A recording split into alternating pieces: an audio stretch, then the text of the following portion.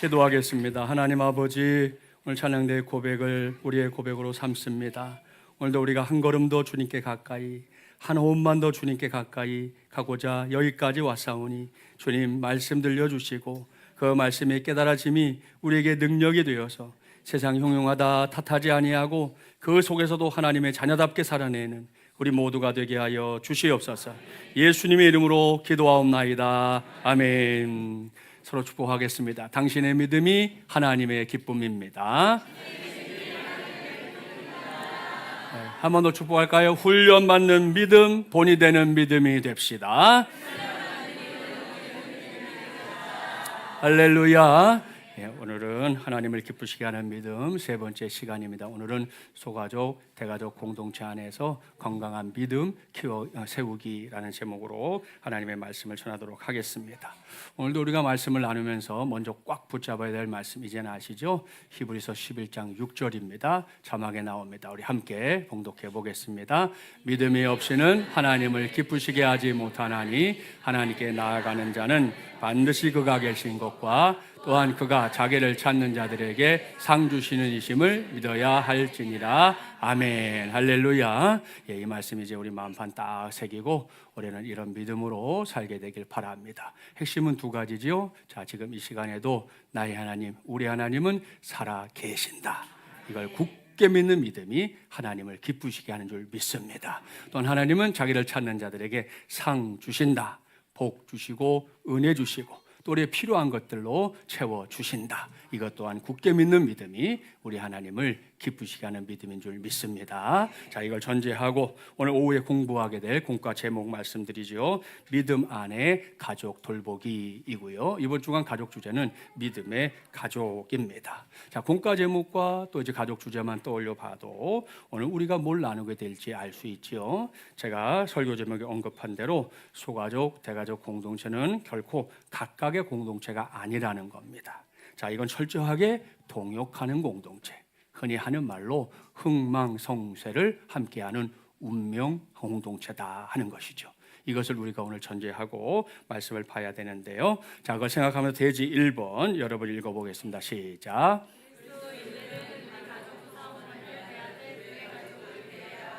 아멘. 잘 읽었습니다. 이게 도대체 무슨 말씀인가? 쉽게 풀어서 말하면 예수 믿는 사람들에게는 두 종류의 가족이 있다는 거예요. 두 종류의 가족. 자, 첫째, 그것은 순수하게 혈연으로 이루어진 소가족 공동체입니다. 한 남자, 한 여자가 사랑이라고 하는 아름다운 산을 넘어서 결혼이라는 문을 통과하면 만들어지는 게 가정이잖아요. 자, 그 가정 안에는 조부모도 있고 부모가 있습니다. 또 그 가정의 꽃이라 할 수 있는 자녀손들이 함께 어우러져 있는 그 모습, 그 공동체, 우리가 그것을 가족이라고 부르는 거 부인할 수 없을 겁니다. 자, 두 번째 가족은 어떤 겁니까? 교회라고 불리는 대가족 공동체인데요.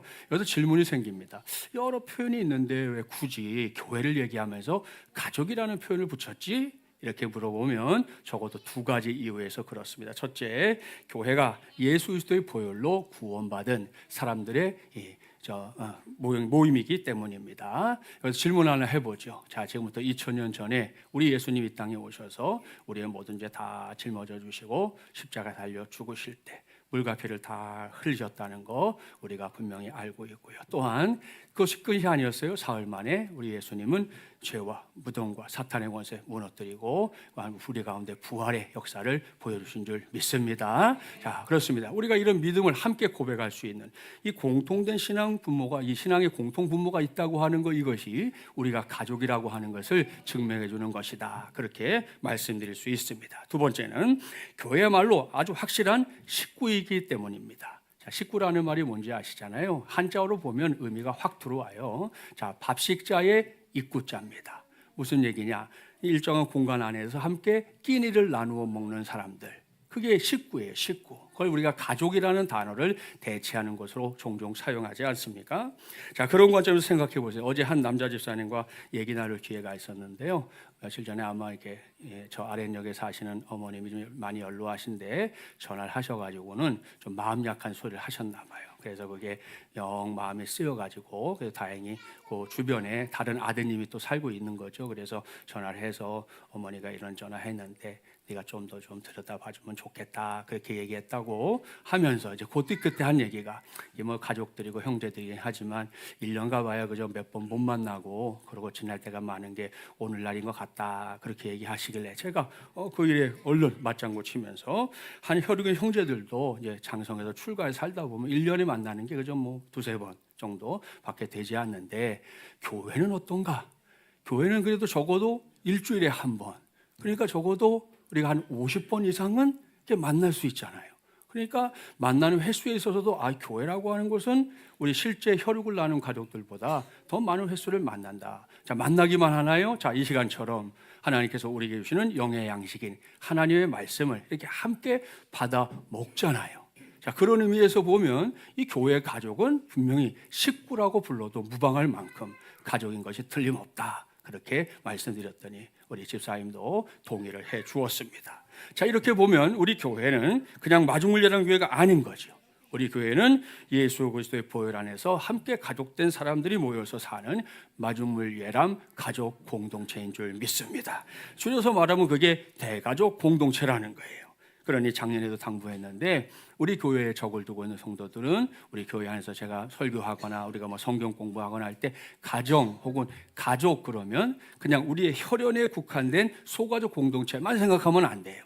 우리는 그것을 개념을 넓혀서 지금 이 자리에 있는 모든 분들, 여기 찬양대보다 저 뒤에 앉아 있는 방송실 모든 사람들 다 포함한 이 전체가 우리에게는 가족이다. 그런 고백을 가지고 우리가 신앙생활 할 때 하나님께서 우리 교회에 부어주신 은혜가 우리 모두의 것이 될 줄 믿습니다. 기억해 주시고요. 이걸 전제하면 대지 1번 그리스도인들은 우리 가족 구성원을 대하듯 교회 가족을 대해야 합니다. 이게 무슨 뜻인지 금방 알게 됩니다. 여기서 읽어야 할 말씀이 본문 1절 2절입니다. 한 절씩 교독할게요. 늙은이를 꾸짖지 말고 권하되 아버지에게 하듯하며 젊은이에게는 형제에게 하듯하고.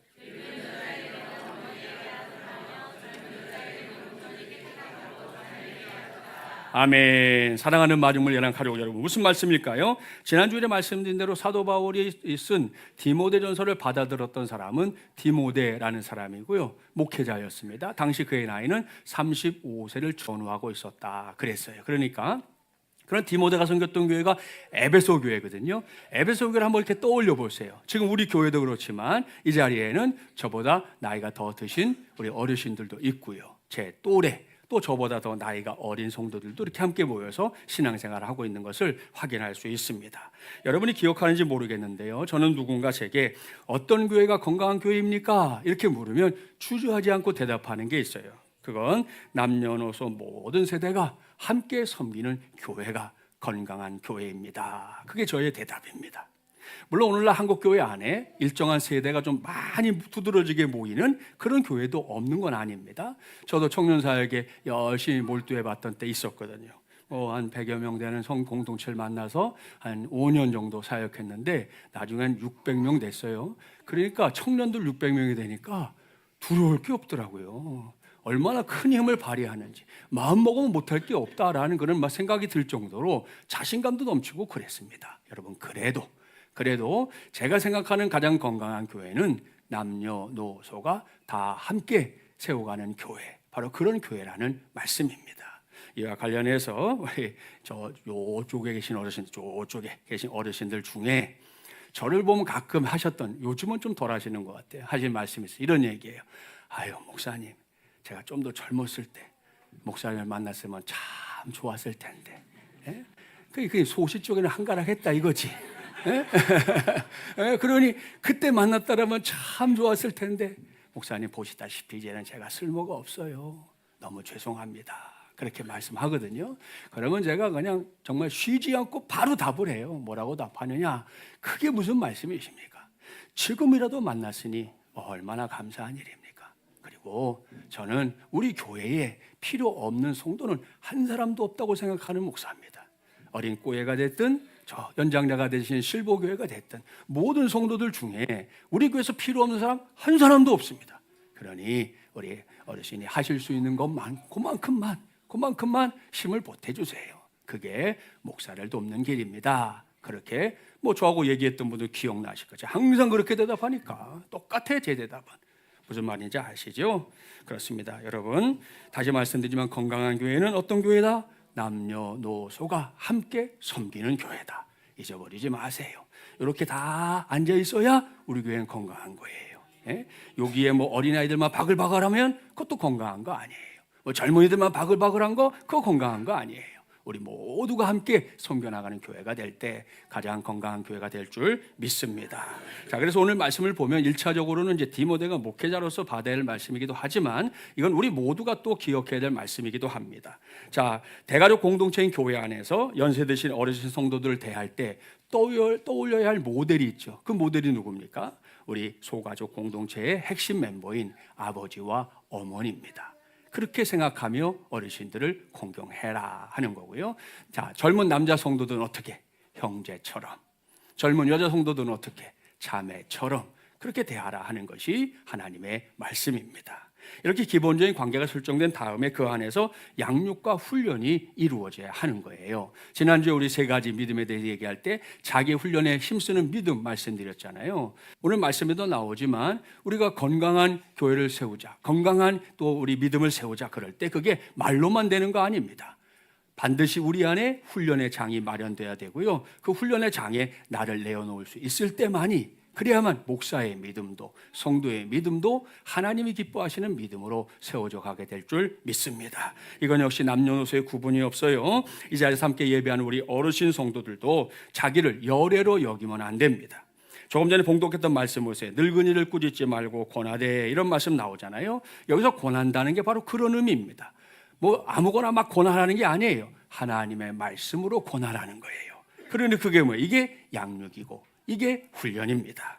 우리 교회 작년 9월부터 D6 교회로 전환하면서 소가족 공동체 안에서 가장 힘써야 할 것이 신앙의 대물림이다. 계속해서 말씀드리고 있는데 이 신앙의 대물림은 우리 소가족에게만 중요한 게 아니에요. 이 대가족 안에서도 내가 가진 믿음이 이 안에 우리의 믿음의 후배들에게 또 후배들에게 그 다음 후배들에게 전해지는 대물림이 일어나지 않으면 그 교회의 미래는 장담할 수 없는 겁니다.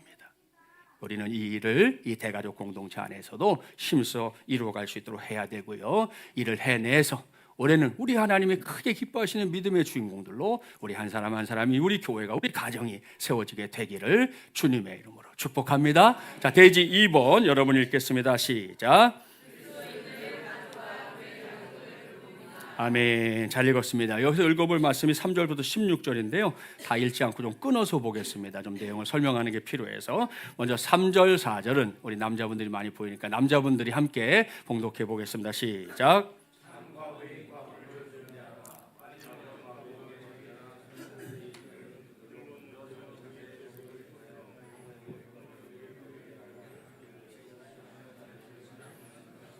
아멘. 잘 읽으셨는데 배가 고픈 것 같아.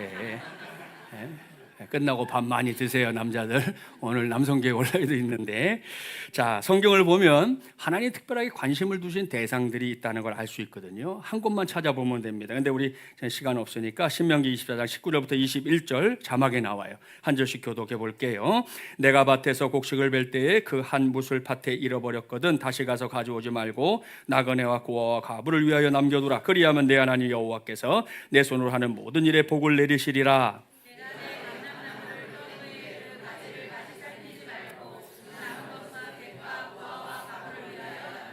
함께요. 내가 내 포도원에 포도를 딴 후에 그 남은 것을 다시 따지 말고 객과 고아와 과부를 위하여 남겨두라. 아멘. 보십시오. 하나님이 관심을 집중하는 사람들, 뭐 우리 요 말씀만이 아니고 구약에 여기저기 많이 등장해요. 누굽니까? 나그네와 고아와 과부들입니다. 이들은 예나 지금이나 사회적인 약자 중에 약자에 해당하는 사람들인데요.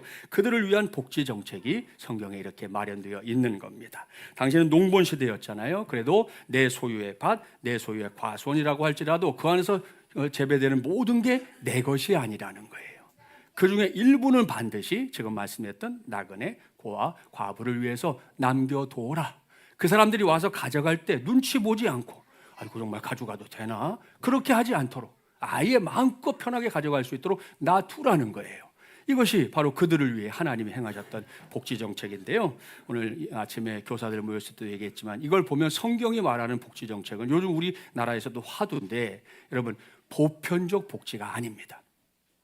성경은 철저하게 선택적 복지입니다. 필요한 사람들을 도우라는 거예요. 도와야 할 필요가 있는 사람들에게 도움을 주라는 거예요. 아무나 도움을 주고 다 도움을 주라, 그런 가르침은 성경에 없습니다. 분명합니다. 선택적 복지예요. 그래서 여러분, 구약 시대에는, 오늘 집에 가거든 찾아보세요. 찾아오면 내가 큰 상을 드릴게. 구약 시대에 거지가 없습니다. 찾아보세요. 구약에 거지라는 단어가 나오나?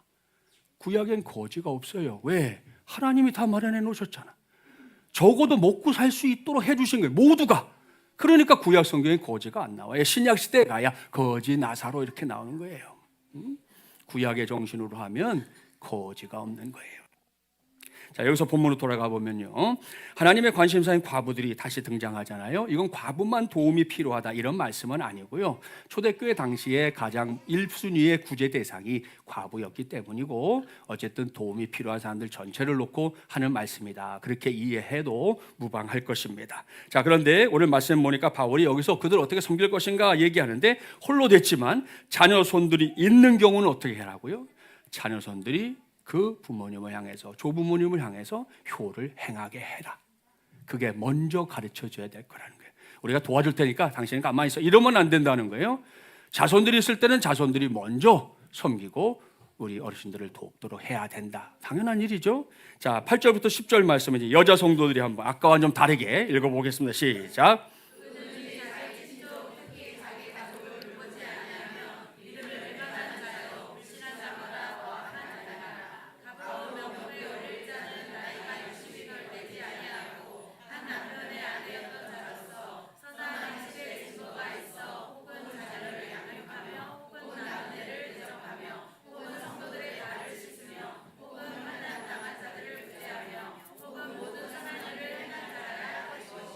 아멘. 자, 이 말씀도 어렵지 않죠? 자기 친족, 자기 가족은 그가 속한 소가족 공동체가 먼저 책임지도록 해야 한다, 이거고요. 자, 교회가 섬겨야 할 과부도 그냥 막 한 게 아니고 나이를 정했죠. 60세 이상은 돼야 된다 그랬고, 또 신앙적으로 모범적으로 살고 있는 사람들을 먼저 돕도록 해라, 그렇게 말씀하고 있습니다. 자, 그럴까 하면 오늘 읽진 않았어요. 시간상 안 읽었지만 안타깝게도 또 젊어서 혼자 되는 경우도 있잖아요. 그런 경우에는 어떻게 하라고 했습니까? 가능한, 할 수 있는 한 다시 결혼해서 자녀를 낳고 살도록 하라, 그렇게 가르쳐주고 있는 거 볼 수 있습니다. 자, 마지막으로 16절 함께 봉독합니다. 만일 믿는 여자에게 과부 친척이 있거든 자기가 도와주고 교회가 짐지지 않게 하라. 이는 참 과부를 도와주게 하려 함이라. 아멘. 자, 이 말씀에 따르면 돕는 일에 있어서도 소가족 공동체가 섬겨야 할 영역이 있고 대가족 공동체가 섬겨야 할 영역이 있다는 거 알 수 있어요. 자, 무슨 말씀입니까? 결국 이런 문제일수록 소가족, 대가족 공동체가 서로 협력해서 도와야 한다. 그래야 효과적으로 도움이 될 수 있다라는 것을 말씀해주고 있는 것입니다. 자, 여러분, 이것이 가족입니다. 그리고 이것이 가족이라고 하는 이름으로 발휘할 수 있는 능력이에요. 그게 무슨 말인가? 실제 있었던 실화를 통해서 제가 설명하려고 합니다. 우리 교사들에게 제가 이 시간에 두 가지를 소개할 거다 미리 아침에 예습을 했는데, 자, 우리 여행 잠깐 가볼까요? 사진을 보겠습니다. 예, 멋있죠? 어딜까요? 여기는 미국 네바다주를 관통하는 산맥입니다. 너무 아름답고 멋진 풍광이죠. 요즘 겨울이라서 춥긴 하지만 그래도 보는 걸로는 괜찮은 것 같아요. 자, 근데 안타깝게도 87명의 여행객들이 격한 눈보라로 저 미국 네바다 산맥의 얼음 계곡에 고립된 적이 있었습니다. 당시에 눈보라가 워낙 거셌기 때문에 이들을 구조하는 데 걸린 시간이 얼마였는 줄 아세요? 얼마 만에 건졌을 것 같아요? 구조하는 건데. 자, 자신 있게 대답하면 상도 드릴 수 있는. 예? 일주일. 너무 짠데? 열흘? 너무 짜신데 이것도. 답을 드릴게요. 6개월. 6개월이 걸렸습니다. 6개월. 구조라고 보기엔 너무 긴 시간이죠. 예. 자, 그러다 보니 절반에 가까운 41명은 이제 구조하는 과정에서 먼저 세상을 떠났고요. 46명만 구조됐는데, 놀라운 것은 구조된 사람들 대부분이 가족이었다. 당시에 가장 생존율이 높았던 사람 누구겠어요? 건장한 남자들. 예? 이렇게 힘도 있고 뭐 근육도 있고 이런 남자들 아니겠어요? 근데 그런 남자들도 버티지 못하고 넘어가는 아주 극한 상황이었던 건데요. 그런 상황에서도 가족인 경우에는 여러분 남녀노소가 다 살아남았습니다. 자, 끝이 아니에요. 한 곳 더 가볼까요? 자, 여기는 어디냐? 영국의 유명 휴양지인 서머랜드에 세워진 서머랜드 호텔인데요. 이곳에 대형 화재가 발생한 적이 있었습니다. 그때도 비슷한 일이 일어났어요. 3,000명이 넘는 투숙객 중에 50명이 죽었고 400명이 부상을 당했는데요. 이들 중 대부분이 어떤 사람이냐? 혼자 여행 온 사람, 그리고 뭐 친구와 둘이 여행 온 사람, 이들이 대부분 부상당하거나 죽거나 하는 그런 결과가 나왔다는 겁니다. 여러분, 이건 생리학적으로 도저히 이해할 수 없는 현상입니다. 맞습니다. 하지만 역사적으로 뭐 이 두 건만 아니에요. 어떤 재난이든 가장 생존율이 높았던 그룹은 단연 가족입니다. 가족이 사람들이 볼 때는 정말 말도 안 되는 상황에서 가족은 살아남더라는 거예요. 오죽하면 이런 현상을 연구한 심리학자들은 가족들의 유대와 그 신뢰가 위기 상황에서 기적과도 같은 대처 능력을 보여준다, 이런 결론까지 내리게 됐습니다. 여기서 우리가 오늘 주신 말씀에 마음을 다해 귀를 기울여야 할 분명한 이유가 있지요. 대지 2번 쭉 설명했잖아요. 서로의 생각과 마음을 알아주는 소가족과 대가족 공동체의 힘은 우리가 생각하는 것보다 훨씬 위대합니다. 가족이 가지고 있는 힘이라는 것은 우리가 상상하는 것보다 더 크고 더 놀라운 것이라는 사실이에요. 그러니 여러분의 시선을 소가족에게만 머물러 두지 마십시오. 그렇게 해서는 제대로 된 신앙생활이 될 수 없기 때문입니다.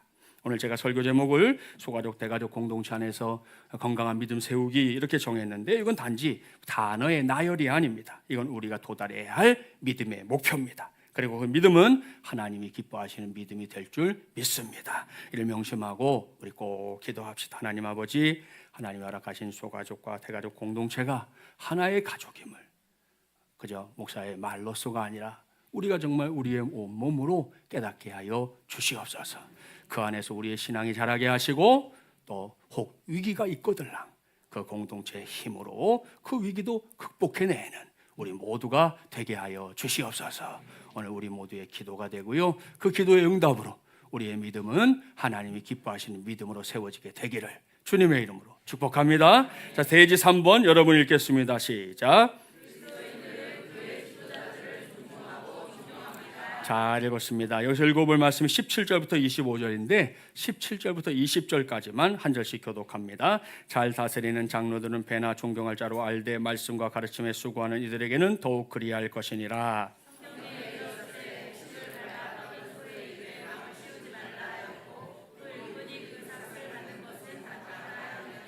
장로에 대한 고발은 두세 증인이 없으면 받지 말 것이요.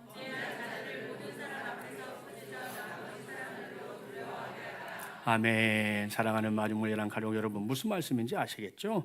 잘 다스리는 장로들 그랬는데요, 이건 오늘날의 우리 장로님들을 우리 장로님들의 고집뿐만 의미하는 건 아닙니다. 우리 교단헌법 제4장 제22조를 보면 항존직에 대한 설명이 나오는데 그 부분을 잠깐 읽어드릴게요. 장로에는 두 가지가 있으니 1. 설교와 치리를 겸한 자를 목사라 하고 2.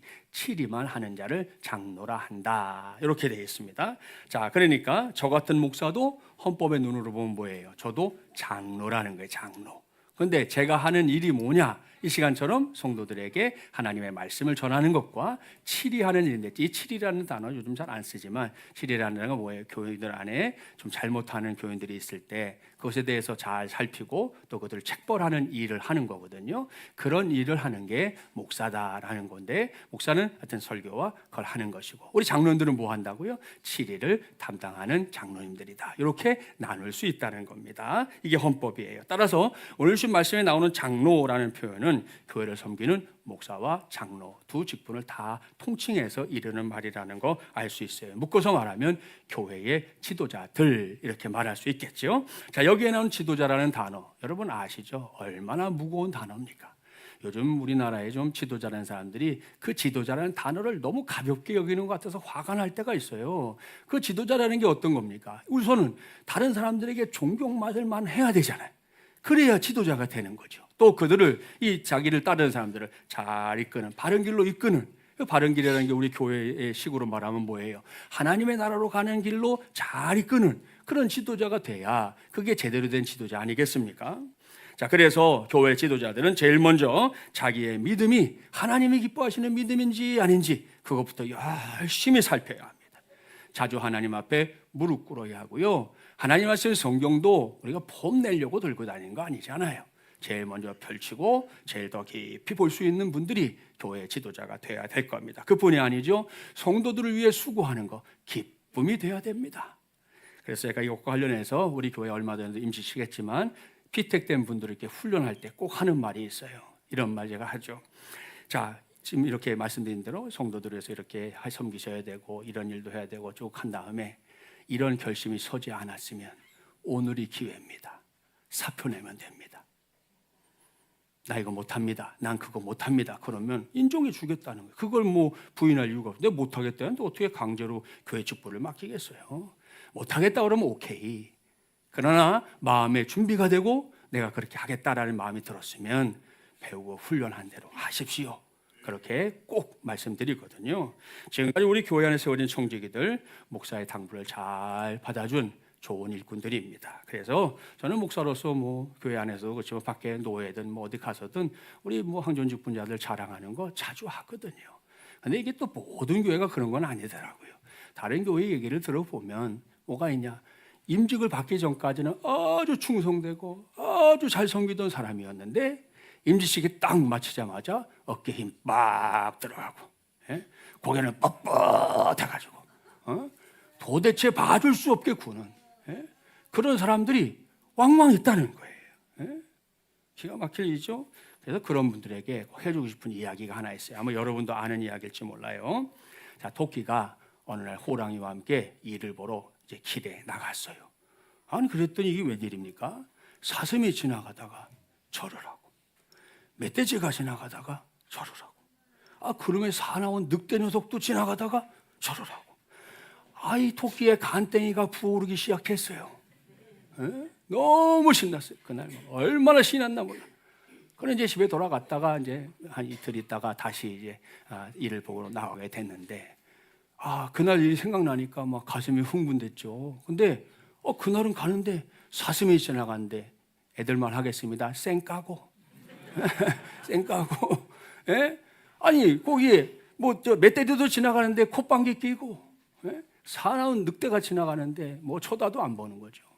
그러니까 이제 화가 나기 시작했어요. 마침 그 앞에 여우가 지나가는데 호통을 친 거예요. 야, 이 여우놈아, 너는 어떻게 나한테 절을 안 하냐? 이렇게 말했다가 그 토끼의 꽁지 조그만 거 알죠? 그 꽁지가 빠지게 혼줄이 났다는 옛날 이야기입니다. 여러분, 사실 세상에 이런 토끼는 없습니다. 왜? 토끼는 자기의 위치가 어딘지 알거든. 내 위치가 이 생태계에서 어딘지를 얘는 알아요, 본능적으로. 그래서 누구에게 까불어야 될지 또 누구에게 머리 숙여야 될지 다 알아요. 절대로 이런 토끼는 없어요, 한 마리도. 근데 희한하게도 사람은 있어요. 사람은 있다고. 그런 사람은 자기 분수를 모르는 사람들 있잖아요. 아마 만나본 분들은 알걸요. 얼마나 사람을 난감하게 만드는지. 여러분, 교회니까 참고 넘어갈 때가 있는 거지 세상 가서 그렇게 해보세요. 요즘 흔히 하는 말로 왕따 순삭입니다. 순삭. 순식간에 끝난 일이에요. 그러면 안 된다는 거죠. 자, 그러니 여러분 생각해봐요. 토끼가 다른 동물들에게 인사받은 거 누구 때문이에요? 지가 잘나서요? 지가 힘이 있어서요? 아니에요. 철저하게 호랑이 때문입니다. 그래서 인사받은 거예요. 그렇다면 우리 이 자리에 있는 특별히 우리 교회 안에 지도자로 세워져 있는 성도들이요, 한순간도 잊지 마십시오. 여러분의 능력 때문에 여러분의 힘으로 그 자리에 선 거 아닙니다. 여러분이 성도들이 여러분이 존경을 표하고 마음을 표하는 이유도 여러분 갖고 있는 무엇이 대단해서가 아닙니다. 여러분을 택하신 하나님 때문인 줄 믿습니다. 그 은혜를 알기에, 그걸 믿기에 성도들이 직분을 가진 분들을 존중해 드리는 거예요. 그것 때문에 내가 우리 장로님, 우리 권사님, 우리 집사님 존경합니다. 그것 때문에 하는 거예요. 그것 때문에. 이걸 명심하는 우리 직분자들 되기를 주님의 이름으로 축복합니다. 다음으로 지도자된 이들을 따르는 성도들에게 성경이 당부하는 바도 있어요. 방금 성경 읽었는데 같은 이유에서 지도자된 이들을 지지하고 따라주는데 심지어 성경은 배나 존경할 자로 알라 그랬습니다. 그것이 성도들의 본분이라는 거예요. 그런가 하면 지도자들도 사람이니까 잘못할 때가 있겠죠. 그럴 때 그걸 교회 안팎에 가지고 가서 막 가십거리로 만드는 거, 그건 성도가 할 일이 아니에요. 성도가 할 일이 아니고 성경이 말하죠. 장로에 대한 고발은 두세 증인이 없으면 받지 말 것이요. 그랬으니까 이런 문제는 아주 신중하게 다뤄야 된다. 그리고 디모데에게 이런 일을 다룰 때 두 가지 지침을 줬어요. 뭐라고 말씀하면 편견이 없이 해야 된다. 또 불공평한 일이 일어나면 안 된다. 그런 가운데 이 일을 처리해라. 그렇게 말씀하고 있습니다. 자, 여기까지 말씀드린 걸 전제하고 제가 우리 교사들에게는 이 시간에 노래를 하나 부를 거라고 그랬는데, 제가 어린 시절 음악 시간에 자주 불렀던 노래 하나 소개합니다. 우리 찬양된 다 아실 것 같아요. 옛날에 금잔디 동산에 매기같이 앉아서 놀던 곳, 기억나시죠? 자, 이 자리는 성도들 중에도 지금 보니까 금방 흥얼거리며 이 과거를 회상하는 그런 분들이 보이는데요. 가끔 이 노래를 부르면 그리운 사람들과 이 젊은 날의 잔상들을 이렇게 떠올리게 될 때가 왕왕 있습니다. 지금 상황이 어떻든 우리 모두에게는 어느 시절인가 금잔디 동산에 함께 앉아서 사랑과 우정 또 신앙을 나눴던 추억의 사람들이 있을 겁니다. 저 정도면 동네에 조그마한 교회에서 밤새, 일부 때는 좀 한 4분의 1 정도 모르시는 것 같더라고. 가리방이라는 거 아세요? 가리방? 알죠? 옛날에 이렇게, 요즘은 인쇄 하잖아요. 인쇄. 이 복사기에 딱 넣거나, 그죠? 그 다음에 프린터로 이렇게 보면 막 나오지만 그때는 그런 게 없잖아요. 그러니까 철판에다가 이걸 해가지고 가리방이라고 먹물을 붙여가지고 찍는 거예요. 예? 찍어. 그렇게 해서 소식지를 만들어요. 소식지를. 청년들이, 청소년들이 소식지 만들어서 나누면 또 보면 사람들이 야, 뭐 이런 일이 있었구나 저런 일이 있었구나 그러는 그런 추억들도 있고요. 또 크리스마스가 되면 선물 돌리고 눈바사리 치며, 우리 교회는 애들이 이미 경험하고 있잖아요. 새벽송. 그때는 다 교회들이 했는데 지금은 뭐 온데간데 없이 사라졌고, 우리 마중물 예랑교회는 새벽송이 남아 있습니다. 예? 그래서 그런 추억도 생각해 볼 수 있죠. 자, 삶의 무게에 짓눌려 살아가면서도 문득 옛날에 금잔디 동산에를 읊조리면서 추억의 매기를 불러볼 때가 있다는 건데요. 그러면 어떻습니까? 다시금 힘이 납니다. 그래, 그런 시절도 있었는데 하고 힘이 나고요. 또 어떤 때는 그 기억 속에 떠오르는 사람들을 이렇게 생각해 보면서 아, 그래, 내가 그런 사람들과 같이 지냈는데 내가 그런 사람들에게 부끄럽지 않게 살아야겠구나, 그런 다짐도 하게 됩니다. 제가 그 시절에 청년기 때 전도했던 제 친구, 제 또래 친구가 있는데 그 친구가 얼마 전에 저희 모교에서 장로가 됐거든요. 그러니까 그 당시에는 생자, 예수의 예자도 모르던 친구였는데 전도돼서 교회에 왔는데 그동안 신앙생활을 잘 하더니 이제 이번에 장로가 돼서 되게 됐다는 얘기, 임직하게 됐다 그래서 전화로 축하해주고 그런 시간이 있었거든요. 그런 친구들 떠올려 보면 아, 그래, 나도 더 잘 살아야 되겠구나, 이런 다짐을 하게 된단 말입니다. 또한 나지막히 노래를 부르면서 그런 거 있죠. 뭐 청지기, 하나님 나라, 부흥, 예수 그리스도의 남은 고난, 이런 단어들을 청년기 때 이렇게 서로 주고받으면서 우리도 이런 일에 어떻게 하면 좋을까? 우리는 어떻게 해야 부흥의 세대가 될까? 그리스도의 고난을 우리가 어떻게 뒤따라갈까? 뭐 이런 이야기를 나눴던 그런 추억들도 떠올려보곤 합니다. 어느 노 목사님의 고백입니다. 그 목사님 평생 목회자의 길을 걸으면서 나름 또 열심히 하시다 보니까 이렇게 위대한 사람들을 많이 만났다 그랬습니다. 이름 있는 사람들 있잖아요. 뭐 매스컴에 나오는 사람들, 교계에 알려진 사람들, 이런 사람들 많이 만났다는 거예요. 그런 사람들 만날 때마다 목사님이 막 환호했다는 거예요. 야, 내가 이런 사람도 만나는 목사구나. 내가 이런 사람들과 함께 밥도 먹고 이런 사람들과 함께 뭐 이것도 하고 그런 사람이라 하면서 자부심도 가졌다는 거예요. 자, 그런데 목회를 정리하는 시점에서 생각해 보니 자기에게 가장 위대했던 사람들은 다름 아닌 주위에서 묵묵히 함께 신앙생활을 했던 성도들이었구나 하는 것을 비로소 깨닫게 됐다. 그렇게 그 목사님이 고백했습니다.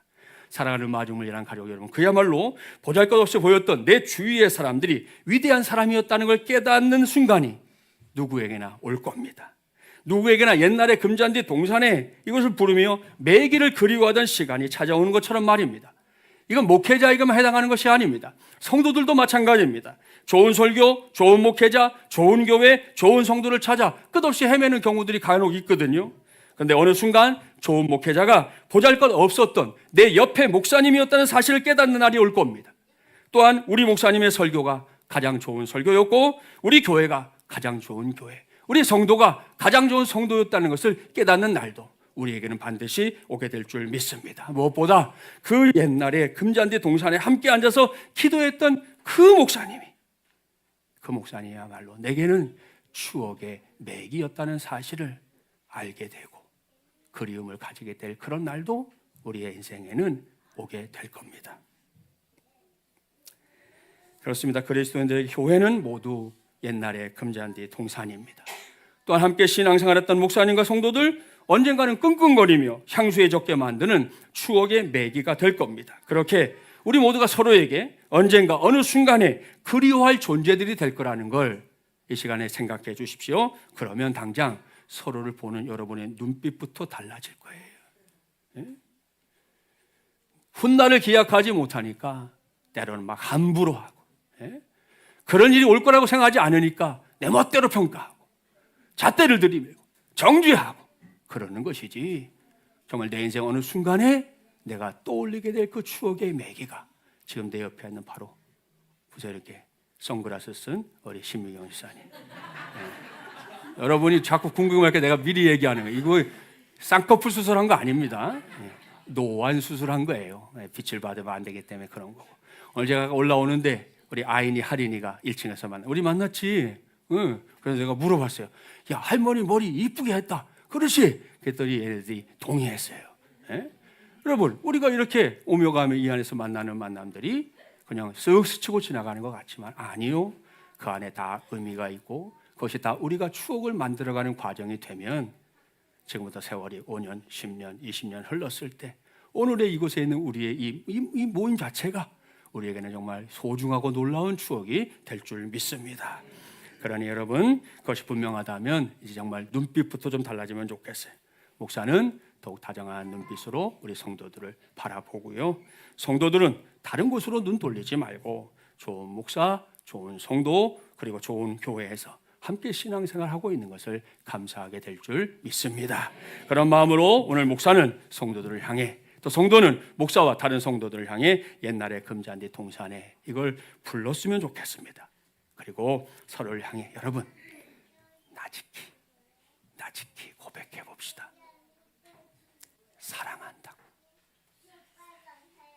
아주 많이 사랑한다고.